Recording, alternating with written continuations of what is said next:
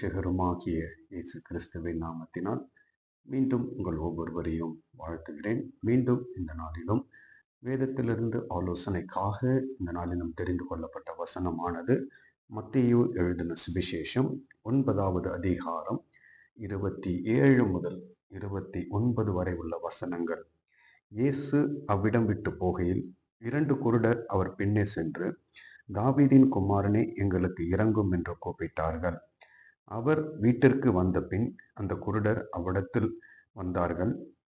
இயேசு அவர்களை நோக்கி, இதை செய்ய எனக்கு வல்லமை உண்டென்று விசுவாசிக்கிறீர்களா என்று கேட்டார். அதற்கு அவர்கள், ஆம், விசுவாசிக்கிறோம் ஆண்டவரே என்றார்கள்.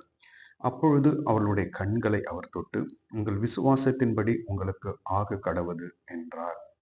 இந்த இடத்துல நாம் பார்க்கிறோம், 2 குருடர்கள் ஆண்டவராகிய இயேசு கிறிஸ்துவை பின்தொடர்ந்து வருகிறார்கள். இந்த 2 குருடர்களுக்கும் ஒரு தேவை இருக்கிறது. அது என்னவென்றால், அவர்களுக்கு பார்வை வேண்டும். அவர்கள் நன்கு அறிந்திருக்கிறார்கள். பல முயற்சிகளை அவர்கள் செய்திருப்பார்கள். ஆனால் எங்கும் அவர்களுக்கு விடுதலை கிடைத்திருக்காது. அவர்கள் முடிவிலே ஒரு தீர்மானம் எடுக்கிறார்கள். நான் இப்பொழுது ஆண்டவராகிய இயேசு கிறிஸ்துவினிடத்திலே போவேன், அவரிடத்திலிருந்து எனக்கு விடுதலை கிடைக்கும் என்ற ஒரு நம்பிக்கையோடும் ஒரு விசுவாசத்தோடும் இப்பொழுது ஆண்டவராகிய இயேசு கிறிஸ்துவை பின்தொடர்ந்து வருகிறார்கள். அநேக திரளான ஜனங்கள் அவரை பின்தொடர்ந்து வரும்பொழுது அதிலே இந்த 2 குருடர்களும் அடங்குவார்கள். அப்படி ஆண்டவரை அவர்கள் பின்தொடர்ந்து வரும்பொழுது அவர்கள் இருவரும் ஆண்டவரை நோக்கி கூப்பிடுகிறார்கள். 27வது வசனத்தில் சொல்லப்படுகிறது, தாவீதின் குமாரனே, எங்களுக்கு இரங்கும் என்று கூப்பிட்டார்கள்.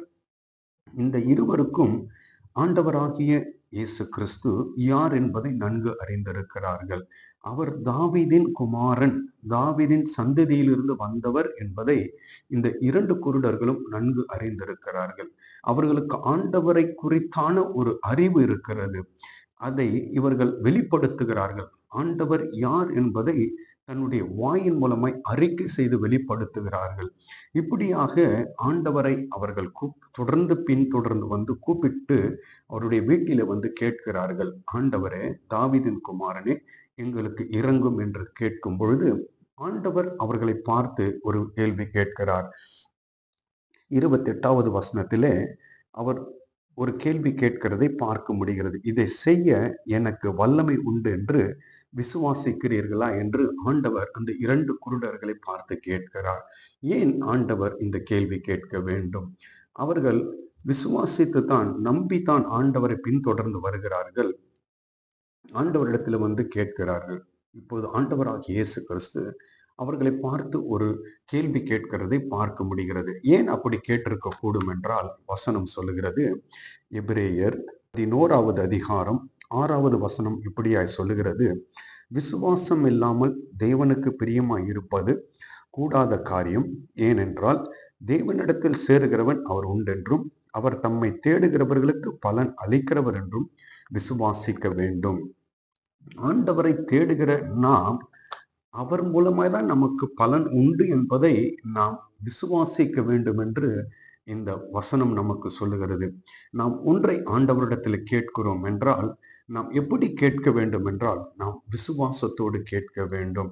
எப்பொழுதும் நாம் எதை கேட்டாலும், நமக்கு சுகனாய் இருக்கட்டும், நம்முடைய வாழ்க்கையில வேற எந்த தேவைகளாய் இருக்கட்டும், சரீர சுகமோ அல்லது வாழ்க்கையின் தேவைகளோ எதுவா இருந்தாலும், ஆண்டவரிடத்திலே சேருகிறவர்கள், ஆண்டவரிடத்திலே கேட்கிறவர்கள், ஆண்டவர் அவர்களுக்கு பலனை கொடுப்பார் என்ற அந்த விசுவாசத்தோடு நாம் ஆண்டவரிடத்தில் கேட்கும் பொழுது மாத்திரமே ஆண்டவர் அதற்குரிய பதிலை கொடுக்கிறார். அதனால் தான் ஆண்டவராகிய இயேசு கிறிஸ்து அந்த 2 குருடர்களை பார்த்து ஒரு கேள்வியை வைக்கிறதை நாம் பார்க்க முடிகிறது. அந்த கேள்விக்கு அவர்கள் என்ன பதில் கொடுக்கிறார்கள் என்றால், ஆம், விசுவாசிக்கிறோம் ஆண்டவரே என்று சொல்லுகிறார்கள். அப்பொழுது அவர்களிடத்தில் ஒரு காரியத்தை மீண்டும் நாம் பார்க்க முடிகிறது. அவர் ஆண்டவர் என்பதை அவர்கள் வெளிப்படுத்துகிறார்கள். ஆண்டவர், நீர் மாத்திரமே இதை செய்ய முடியும் என்று தங்களுடைய வாயிலே அறிக்கை செய்கிறார். ஆம் ஆண்டவரே என்று சொல்லுகிறார்கள். அப்போ ஆண்டவராகிய இயேசு கிறிஸ்துவை ஆண்டவர் என்பதை அந்த 2 குருடர்களும் அறிந்திருக்கிறார்கள். இதை கேட்ட ஆண்டவராகிய இயேசு கிறிஸ்து 29வது வசனம் சொல்லுகிறது, அப்பொழுது அவளுடைய கண்களை அவர் தொட்டு, உங்கள் விசுவாசத்தின்படி உங்களுக்கு ஆக கடவுள் ஆண்டவர் என்றார்.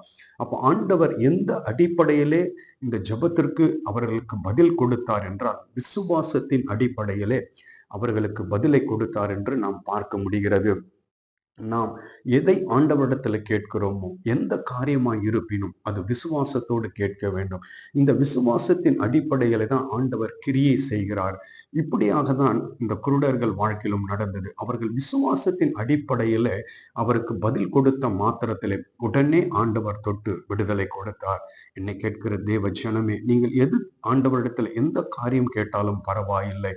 ஆனால் நீங்கள் கேட்க வேண்டிய ஒரு விதம் உண்டு. அது விசுவாசத்தின் அடிப்படையிலே காணப்பட வேண்டும். அப்படி நீங்கள் விசுவாசத்தின் அடிப்படையில கேட்கும்போது நிச்சயமாய் நீங்கள் எந்த காரியத்தை கேட்டாலும் அதற்குரிய பதில் உங்களுக்கு கிடைக்கும். நாம் ஜெபிக்கலாமா? நேசித்து நடத்துகிற அன்பின் ஆண்டவரே, இந்த நாளுக்காய் நன்றி. இந்த நாளிலும் இதோ இந்த ஆலோசனைக்காய் உமக்கு ஸ்தோத்திரம். நாங்கள் விசுவாசத்தோடு எதை கேட்டாலும் பெற்றுக்கொள்ளுகிறோம் என்ற அந்த நம்பிக்கை என் ஆண்டவர், அந்த உறுதியை என் ஆண்டவர் இந்த நாளில் எங்களுக்கு கொடுத்ததற்காய் நன்றி.